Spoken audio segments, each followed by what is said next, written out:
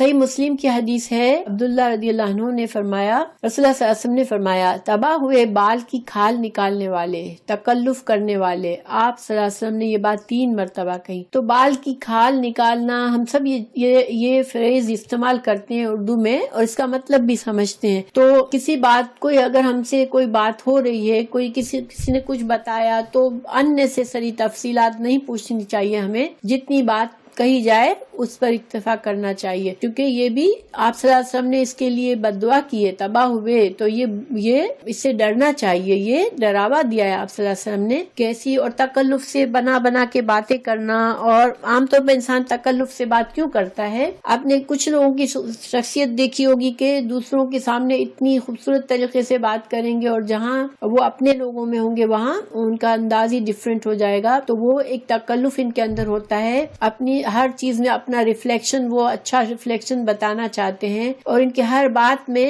غور کریں تو وہ صرف خود نمائی ہوتی ہے۔ تو یہ چیزیں ناپسندیدہ ہیں، اللہ سبحانہ تعالیٰ اس سے بچائے ہمیں۔